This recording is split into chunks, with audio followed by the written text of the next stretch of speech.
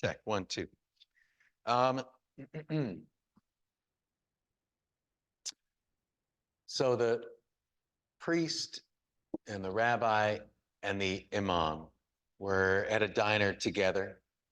And they were discussing, their religions and the difficulties of running a place of worship. And the imam said, I can't believe it. We've got bats in the attic of the mosque. And we've done everything we could think of. We prayed about it, and we fumigated about it, but still, it hasn't got rid of them. And the rabbi said, well, don't get a cat, because we tried that when we had bats in the attic of the synagogue, and it just made things much worse. The priest said, oh, yeah, I do recall we used to have bats in the attic of the church. And the imam said, well, what did you do? The priest said, well, we tried all kinds of things. Nothing worked. But finally, we got an idea. We baptized them, and we made them members of the congregation. And now we never see them except Christmas and Easter.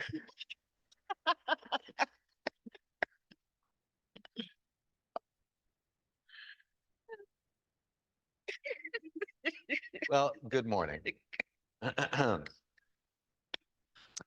My sermon today is going to be about birds, and so this story about bats kind of popped into my head. Welcome to this place which we make holy by our presence. These doors are open to all. Bring your brokenness and your personal glow. Bring your fatigue and your energy, fears and anxieties, loves and hopes. For here you need not hide nor pretend, nor be anything other than who you are and who you are called to be. Come into this place where the ordinary is sanctified, where the human is celebrated, where compassion is strength. Welcome to this place. Together we make it a holy place. Please join me for the words of the chalice lighting. The words are printed inside of your leaflet.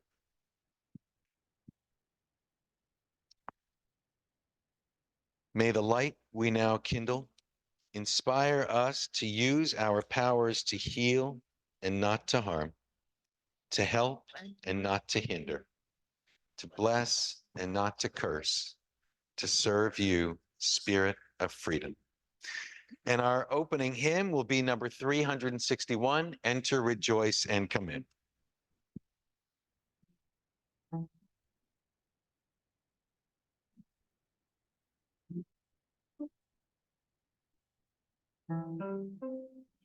Enter, rejoice, and come in.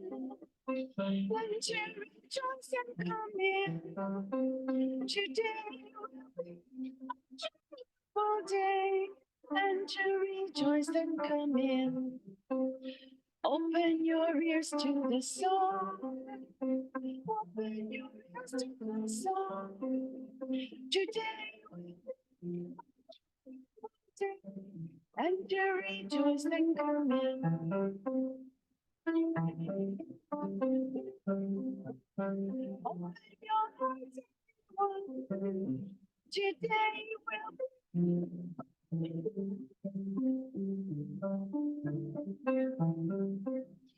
Don't be afraid of some change. Don't be afraid of some change. Today will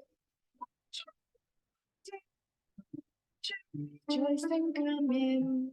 Enter, rejoice and come in. Enter, rejoice and come in. Today, enter, rejoice and come in.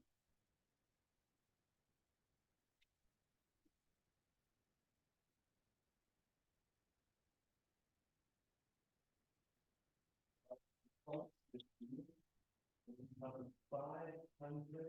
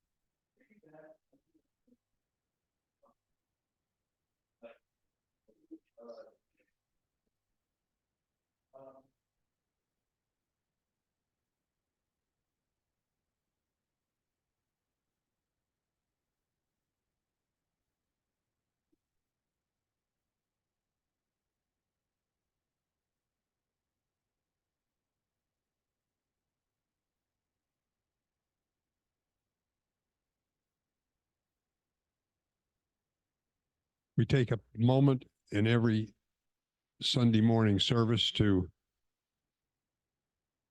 share with one another any personal highs or personal lows that you may have. For those of you that are not familiar with what we do, I will point out to you that no one is expected to do this. You have no obligation to participate.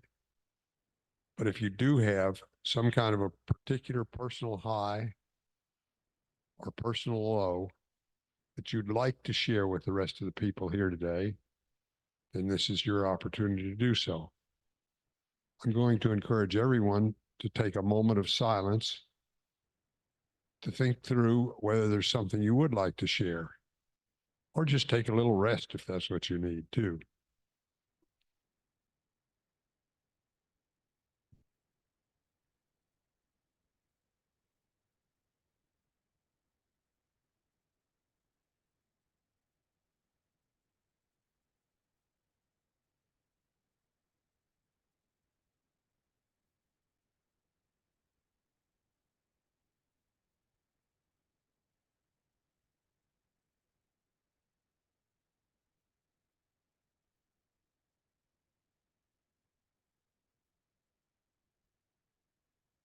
And now is your opportunity to come forth and speak briefly to the congregation assembled here and over the Zoom for those that might be tuned in from outside, and explain in a few words what is on your mind about a grievous sorrow or a great joy or somewhere in between. And if you choose, you can take a candle and light it and place it in the baptismal font. Or you don't have to if you don't choose to. Got a lot of choices today. With all those choices, there may be somebody that's willing to come forth. Now's the time. Okay.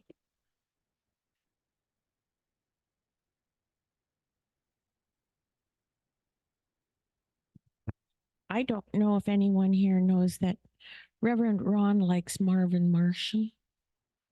He does. So we text back and forth from time to time. I send him Tasmanian Devil and he sends me stuff, the big green monster.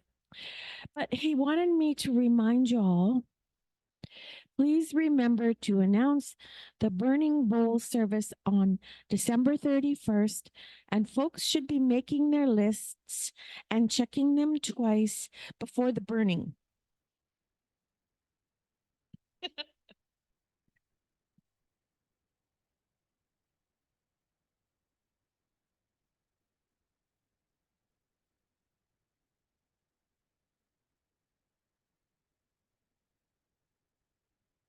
My daughter-in-law, Jeff's wife, Teresa, died on Monday. She had contacted Parkinson's and had been in a great deal of pain towards the end, so it was really a blessing.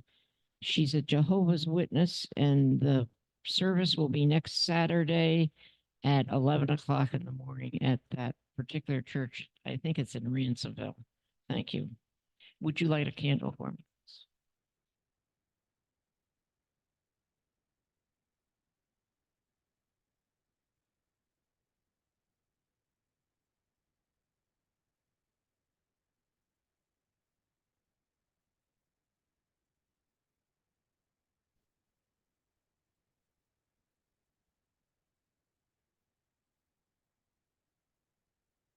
So this morning or last night, the Nobel Peace Prize was awarded to Narges Mohammadi. She is a woman who has been in prison in Iraq for standing up for the rights of women in Iraq. And she recently had a cardiac event. And because there's a lot of spotlight on her, they wanted to take her to the hospital. She refused to go if she had to wear a hijab. They said she had to wear a hijab, so she went on a hunger strike. And because of all the spotlight on her, they took her to the hospital without the hijab. And her two children were in their teens. She wrote an acceptance speech, and her two children were going to deliver the speech. And I got really angry because a reporter stood up and asked them, you know, your mother made choices for herself, but she made choices for you too. How do you feel about the choices she made because it affected your life as well as her own? And I just wanted to strangle that guy because part of the reason she did it was to give her family choices. So I'd like to light a candle in her honor. And then in a more frivolous note, I'd like to give my staff, this is the last year I'm going to be giving them gifts as their employer. I like to give them things that they appreciate, like money, but I also like to give them a little something silly and something that I think, is to their own personality. And I was thinking of this one staff member because I don't know her super well. All I know is she's a real Bills fan. And I found this thing. It attaches to your door. And every time you open the door, now it's not going to work. It shines the Bills logo on the ground. So I thought she would love it.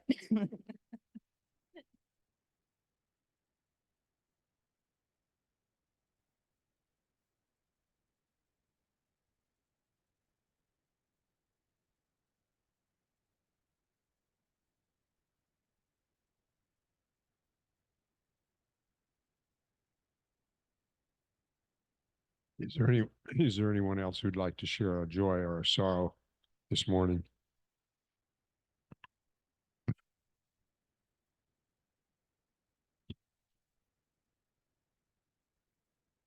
Just a quickie that my wife is away on her annual pilgrimage to St. Thomas and enjoying the beach and all that. So she's doing well. But the joy for me is that when I have occasion to be in here, and we had a meeting yesterday, and I've worked in here and worked with other folks here, and it's a real lifter. You know, she's not here, but it's like I have all this wonderful company. So it really gives me a boost. So that's my joy. Thank you.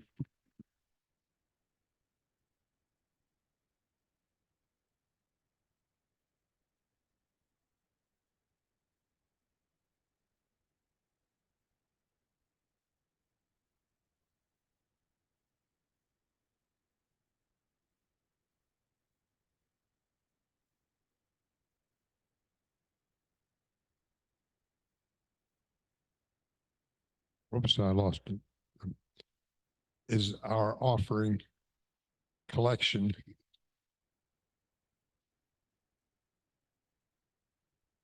Patty will play an offertory when Bill or some other people pass the collection plate for the actual offertory.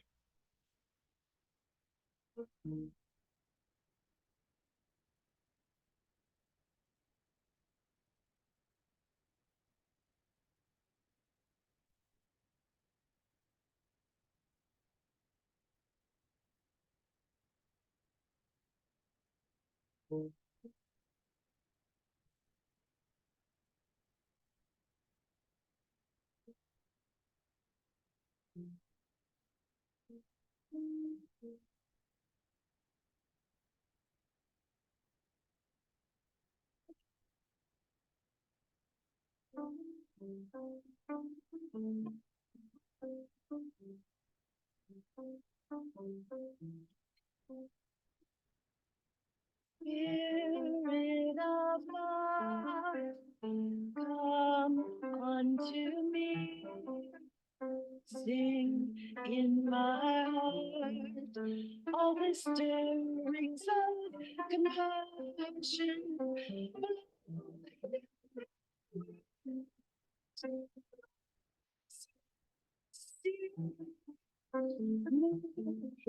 Your hand, giving life the shape of justice.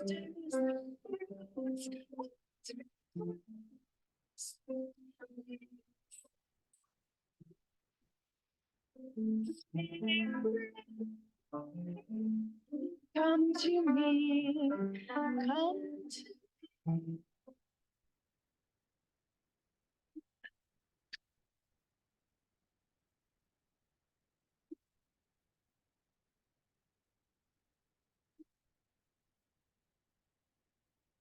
There's an old song my sister used to sing, which I'm not going to sing for you. But it went, Christmas is coming, the goose is getting fat. Please do put a penny in the old man's hat. If you haven't got a penny, a half penny will do. And if you haven't got a half penny, then God bless you. Does anybody remember this old song? The idea, of course, is that those who are too poor to donate are in need of God's blessing, especially those who haven't got a half a penny a week before Christmas. It's also a little bit frightening because God bless you was what you said when someone sneezed, meaning that you didn't expect them to survive having a cold and so felt obliged to administer last rites. It's a depressing Christmas carol. Nobody knows who wrote it. It is sometimes attributed to Edith Nesbit, a 19th century socialist activist, which only raises more questions about how exactly God's blessing is expected to make up for all of this poverty. The old man in the song is broke, holding out his hat for charity. The listener is wondering if they can spare half a penny. The singer is apparently no better off since they're offering God's blessing but not a cent of help. The only one getting fat is the goose.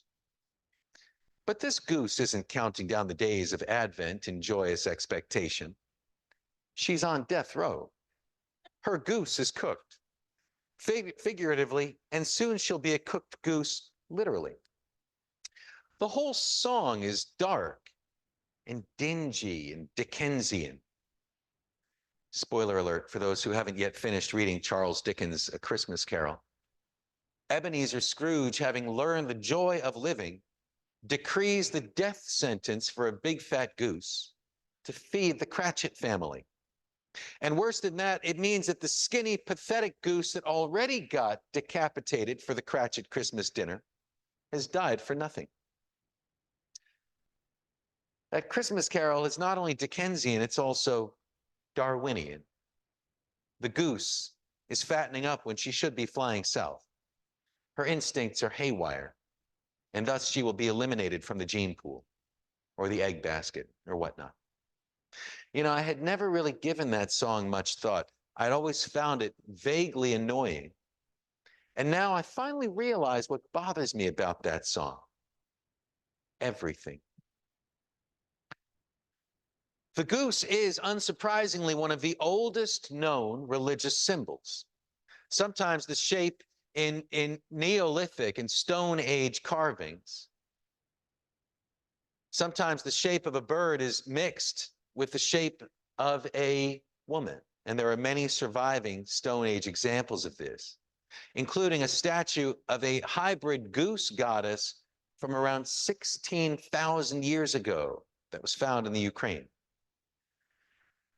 Some anthropologists suggest that these statues are not goddesses, but may represent the psychedelic shamaness on a hallucinatory flight of fancy. And that explanation is fine, but it doesn't explain, there's that old joke where the guy says to the psychiatrist, "Doc, my brother's insane. He thinks he's a chicken." And the doctor says, "Send him in at once." And the guy says, "Yeah, I would. But who can afford the price of eggs?" Anyway, the shape-shifting shamanist hypothesis fails to explain the eggs, which are another common ancient symbol. The goddess's avian avatar laying the egg from which all of creation hatches. In Europe, the popularity of the bird goddess seems to have reached its peak in the Chalcolithic period, about 7,000 years ago. It's very difficult to study the Chalcolithic era. For one thing, there are no surviving texts, and for another, every time I read the word Chalcolithic, my brain registers the word as chocoholic.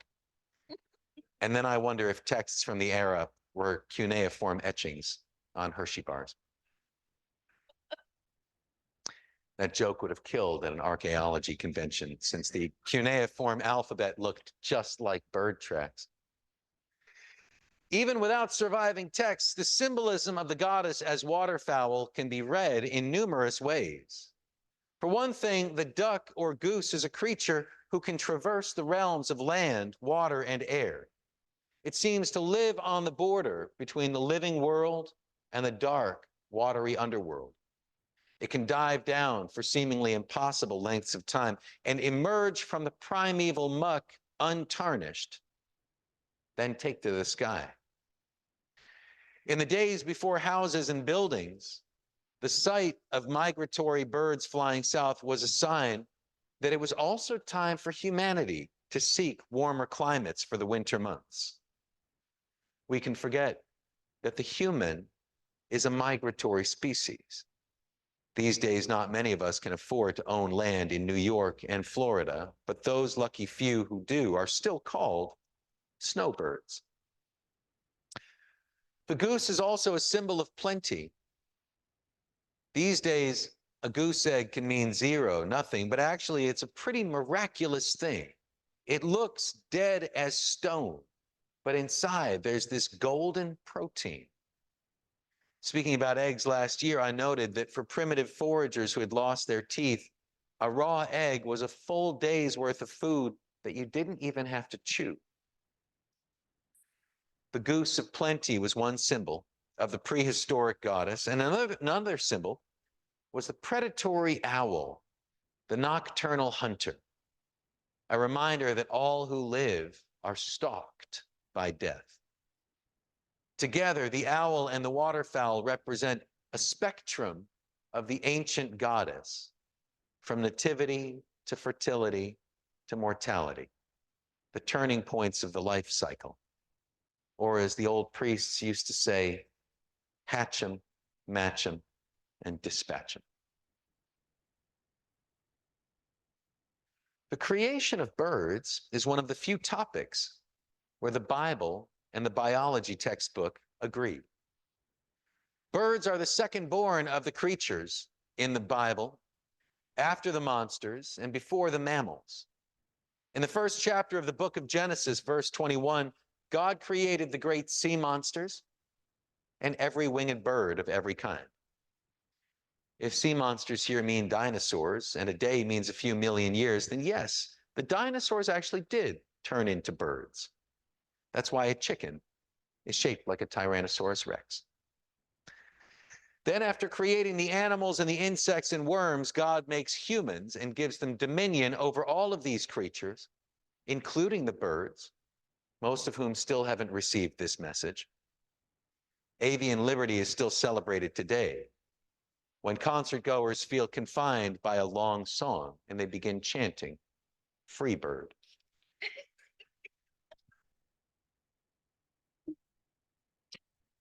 God creates the birds, excuse me, shortly after dividing the watery chaos into sky, land, and sea. And the birds will have their next big biblical moment in the flood story when God has recombined the sky, land, and sea back into a watery chaos. Noah and his family survive on the ark, preserving the animals 2 by 2, including the birds. And the dove brings back the olive branch. Actually, things get a little bit confusing here because first, Noah sends out the raven and it never returns. Then he sends the dove 3 times. Once it comes back empty-beaked, then with the branch, and from its third trip, it never returns. So if the creatures came in pairs, it's unclear how the species of raven and dove continue. Rabbis have obsessed over this inconsistency for centuries. And the best explanation that they have devised is that when Noah commanded the raven to search for land, the bird suspected that the old man was sending him on a hopeless suicide mission to get him out of the way so that Noah could mate with the female raven.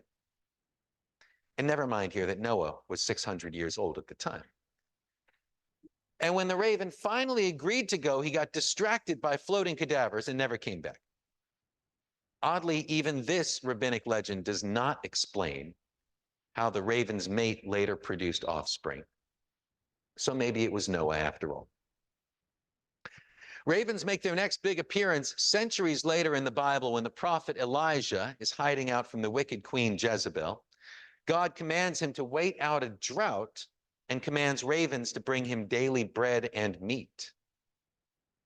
What this meat was, the Bible does not say.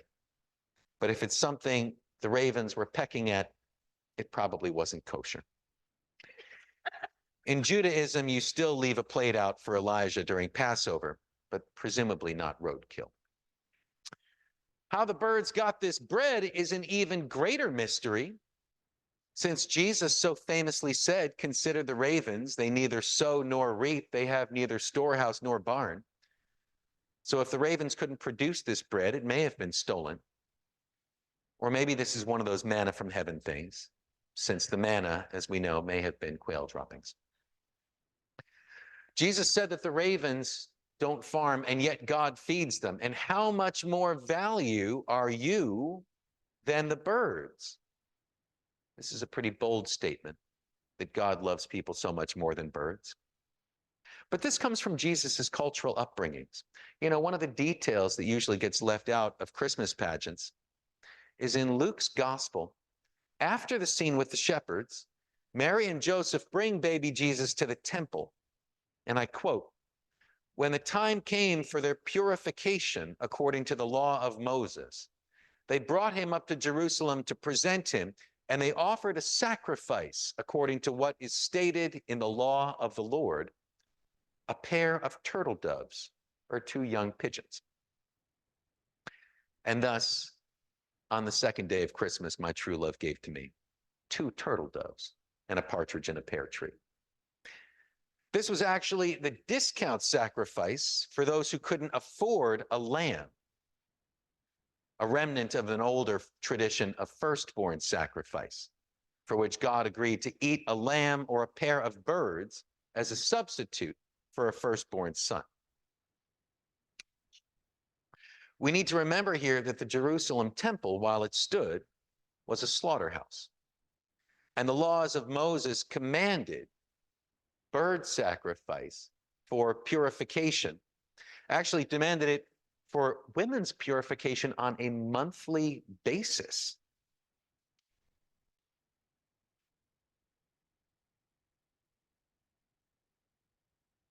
The rampant slaughter of turtle doves makes it all the more miraculous that the Holy Ghost supposedly descended in the form of a dove at the Annunciation. It's amazing that no one grabbed it to sell it at the temple. Jesus did apparently have mixed feelings about dove sacrifice. When he attacked the temple merchants with a bullwhip, he smashed the bird cages, releasing the doves. But the story takes yet another twist in the Acts of the Apostles when Jesus is gone and Peter is trying to decide what to eat. God sends a vision of a sheet full of animals, lizards, and birds, commanding the hard-headed disciple to kill and eat what's there. Peter argues that some of these are ritually unclean, but God castigates him for being judgmental. Unclean birds at the time were owls, ravens, vultures, and storks, and God declared open season on all of them. So ravens became food, and thank goodness at least one stork survived, or else Christian doctrine would have no explanation of where babies come from. I mean, except for some bizarre collaboration of birds and bees. It's winter in Western New York. The birds are flying down to Florida and taking their songs with them. The only music in the air is the howling wind nipping at your ears.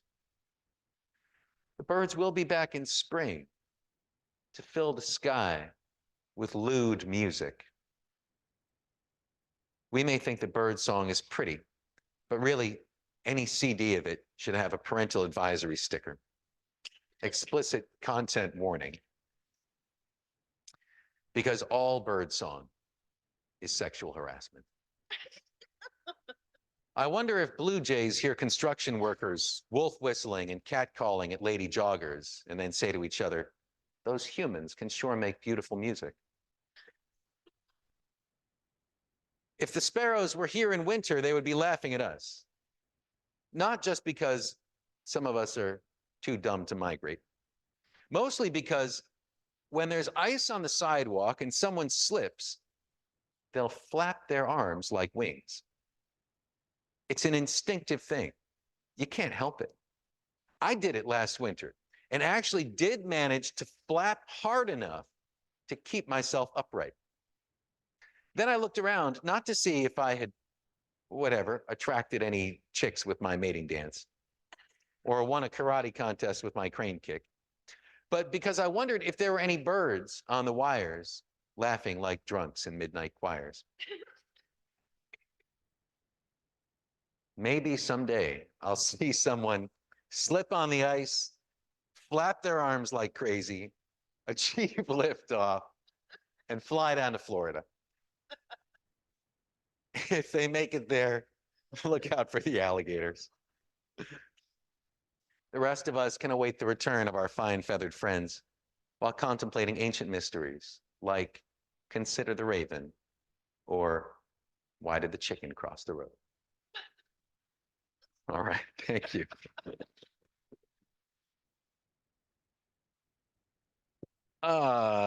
Please stand if you are able for hymn 131, Love Will Guide Us.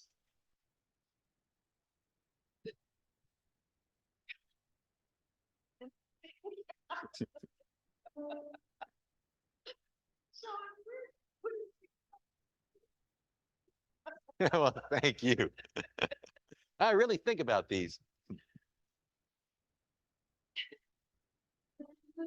Guide us, peace has tried us, hope inside us will lead the way on the road from creed to giving.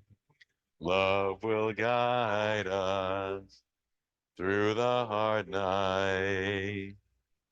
If you cannot sing like angels, if you cannot speak before thousands, you can give from deep within you. You can change the world with your love. Love will guide us. Peace has tried us. Hope inside us will lead the way on the road from greed to giving. Love will guide us through the hard night. Do we have any announcements today?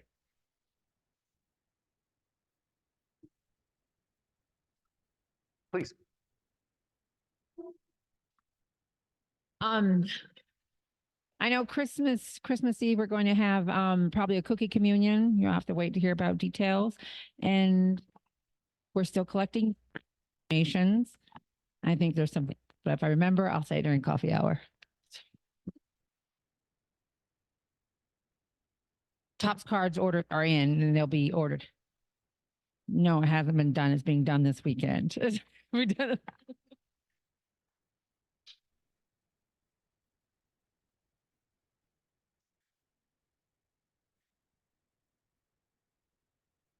Good. And I'm excited to announce that in about a half hour, we will have our next adult education session.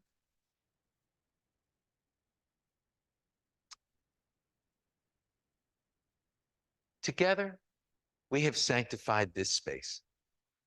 If you have found strength and comfort here, share some out there. They need it. Remember that you are blessed and you are a blessing and you are not alone. Please join me for the words of extinguishing the chalice, printed inside of your leaflet.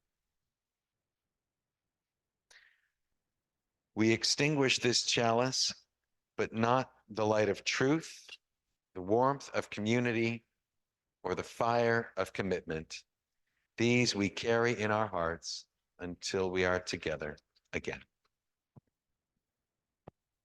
I don't know if anyone is interested, but what was it? Tuesday, I went over to Wegmans because I had a taste for goose this year. $100 and some odd extra, I don't know, 30.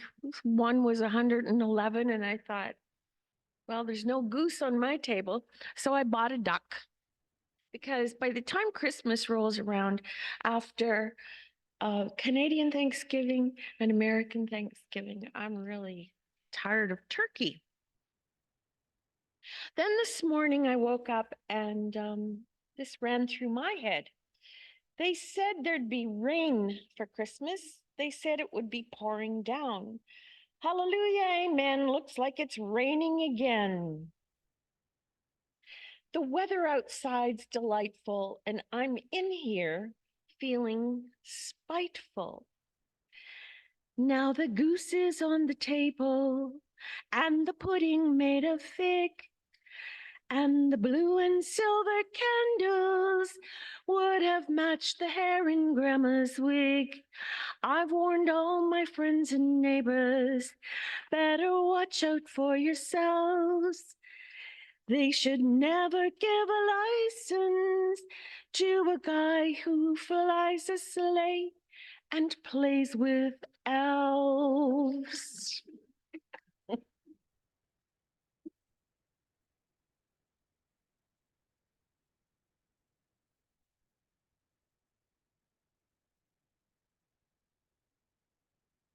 Oh, you want to hear some more? Okay. Grandma got run over by a reindeer. Walking home from our house Christmas Eve. You can say there's no such thing as Santa, but as for me and Grandpa, we believe she'd been drinking too much eggnog. And we begged her not to go. But she forgot her medication and she staggered out the door into the snow. Oh, when we found her Christmas morning At the scene of the attack, she had hoof prints on her forehead and incriminating claws marks on her back.